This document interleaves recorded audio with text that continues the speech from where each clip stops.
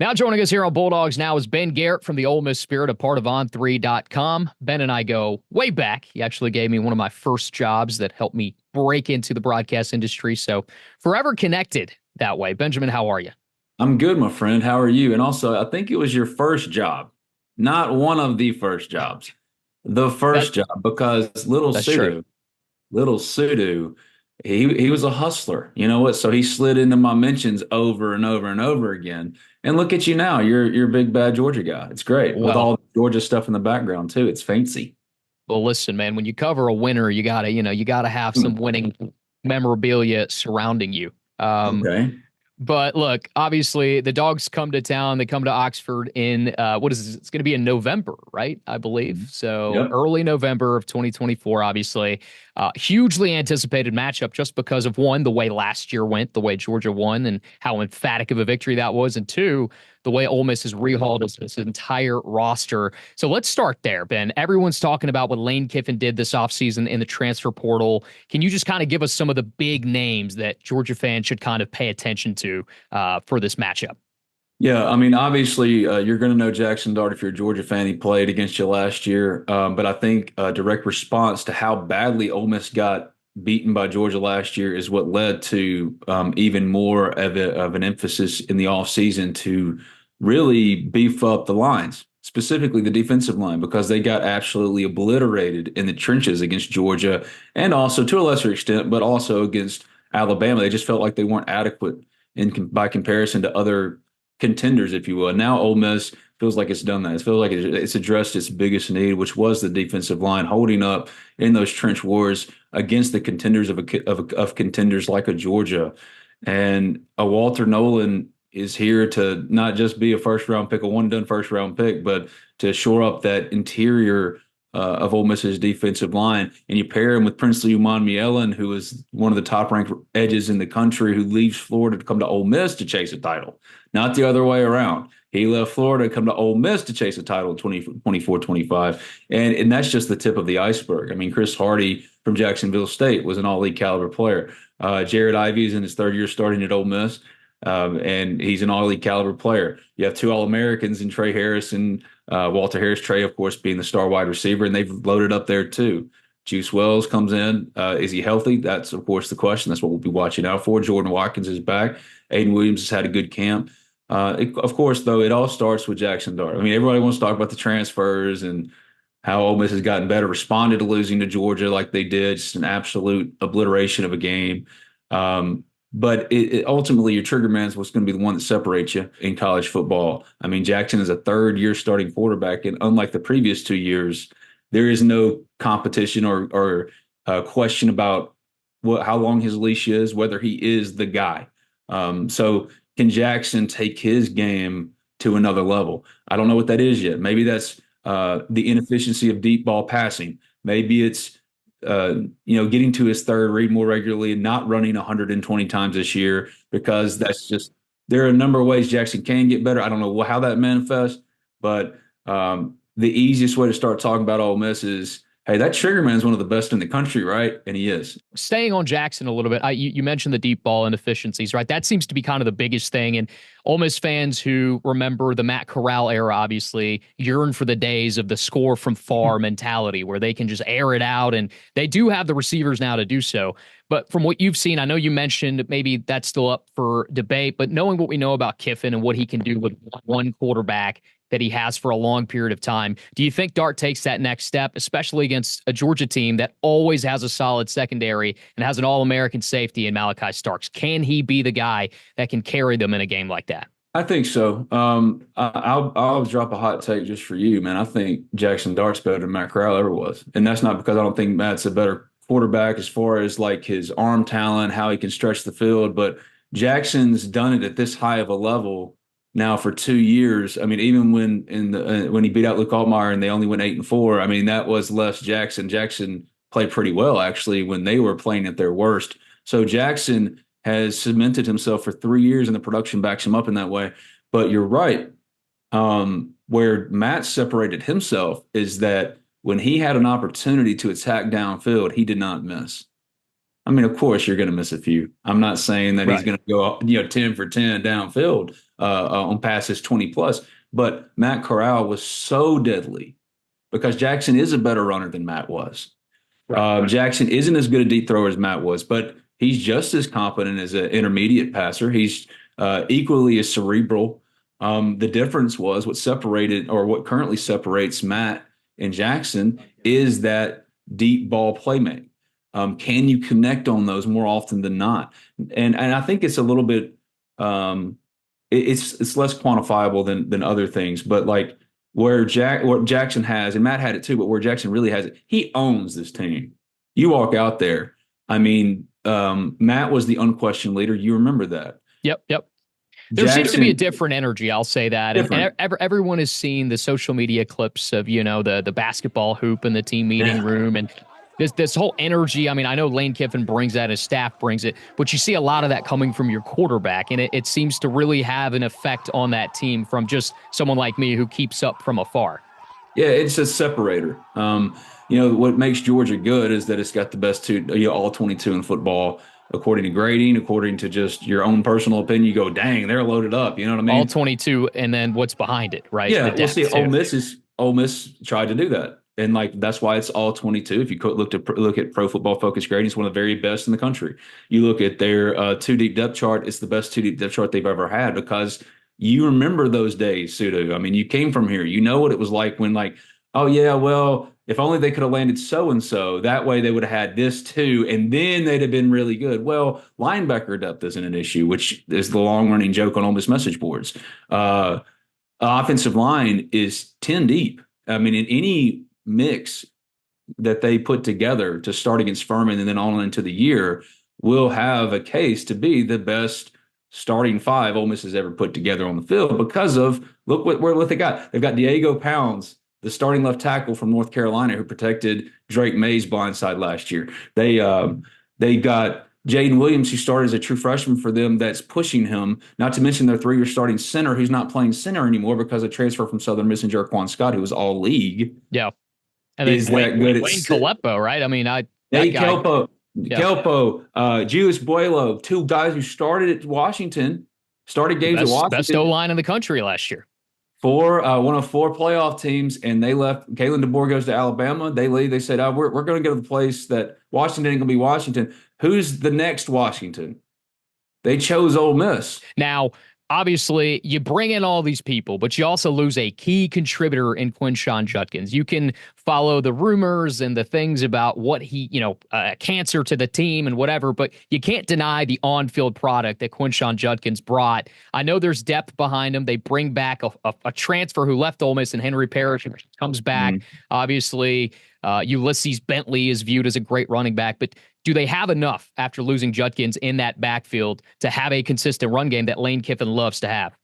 Well, I think Ulysses Bentley is better than Quinshon for this offense, and I think it bears that out. The numbers bear that out last year. Quinshon wasn't particularly efficient. Great player, single-season Ole Miss record holder for rushing yards. Quinshon Judkins, they would rather have him than not. But running back is a low-premium position, low-value position, especially in the eyes of Ole Miss, and they were paying way above what they wanted to be paying for that position, which is, to them, a low-premium position. So they, instead of paying triple what they thought Quinshon was necessarily worth, they just paid the highest graded returning running back in the SEC to play for another year, and that's Ulysses Bentley. He averaged 5 yards a carry. His efficiency, the marks are just exponentially different in this offense. Not to say he's necessarily a better player, but in this offense, you saw it last year. It was just different. The 5 yards a carry, the highest graded returning running back in the SEC. Now, having said that, Henry Parrish is a variant of Ulysses Bentley. Maybe not as explosive. So he's capable. A championship contending team can run out those two and absolutely win a lot of games. Also, kind of in consideration for this, Juice Wells and the usage of maybe like an Elijah Moore in 2020 if he's healthy. However, do they have a third running back? I don't think so right now. And that's concerning. There's a lot of guys. I mean, it seems like Lane stacked up from the portal. Rashad Amos came from Miami of Ohio. Dominique Smith came from Georgia State, and Logan Diggs came from LSU. Logan Diggs is the key. He got hurt in the Outback Bowl, I think it was, with LSU and Wisconsin, and he's been hurt ever since he got here. Now there's mixed opinion out there how available he's going to be to them this year. If he can be available to them by October, November, Georgia specifically, he could be a game changer. Now, let's talk about receiver position. Obviously, getting Juice Wells, a guy Georgia fans are obviously familiar with. He actually got hurt against Georgia, and some people say if he was in the game, might have been closer last year against South Carolina. Juice is obviously a huge addition, but there's a guy who's been there, right? And Trey Harris, who was so dominant until he got hurt last season, right? I mean, he was spectacular. And then you also got Caden Prescorn at the tight end position, who's already being projected as an NFL draft pick. Just tell me about that receiving core. We've touched on it a little bit, but those guys specifically, and if you think they're good enough to, a guy like Trey Harris to be in the Biletnikoff Award, a guy like Prescorn to be in the John Mackey Award conversation. Trey Harris is the best player on this team. And from a school that's produced, especially in the modern era, some of the very best wide receivers in college football. A.J. Brown. I'm not going to include DK. He was hurt the whole time. But A.J. Brown, Laquan Treadwell, Jonathan Mingo, Elijah Moore, certainly. I mean, he was an All-American and in 8 games went over 1,000. I think Trey Harris is the best of the bunch. I think he's really good. And I you know me and my regard for A.J. Brown. But I feel like at this stage of their development that Trey is farther advanced than anybody has been. It was surprising, startling even, when you asked Lane Kiffin a very innocuous question at a press conference, hey, who's been the standouts of camp? I mean, it's a very generic question. Everybody asks those questions. I mean, and it allows the coaches an opportunity to praise guys that otherwise wouldn't get that praise. You know what Lane used his time for? Trey Harris was the most improved player of camp. How is that possible? He's that good. He's that good. He can run the full route tree. And so, yeah, I don't want to go too far off on it. But, yeah, you make a really good point in regards to Juice Wells. Even a Kane Lee who's had a great camp. Even an Aiden Williams who's had a great camp. It starts with Trey Harris. And then it starts with Jordan Watkins, right? The rest adds to it. But fortunately for Ole Miss, they do have one in Trey who is every bit the Mount Rushmore of of wide receiver at Ole Miss than all the others. And he's operating at his peak. Never has he been better. And that's a dangerous, scary thought for opposing defenses who not only have to game plan for Trey Harris, but if you decide to double him, which you probably would do well to do, what are you going to do then? Because Caden Prescorn's attacking seams. So is Daquan Wright, who was all league at Virginia Tech last year and backing up Caden Prescorn because they just needed a number 2 tight end. And you got some money now because Quinshon isn't there. Go get the all league tight end who's looking to move and contend for a title in his last year, right? And that's just for starters. Caden Lee, Aiden Williams, and we haven't even touched on transfers who have got to get out of the training room like Jordan Smart or Isaiah Hartrip, excuse me. Is Deion Smith ever going to play at Ole Miss, the LSU receiver? Transfer? I view whatever they get out of Deion Smith as a bonus.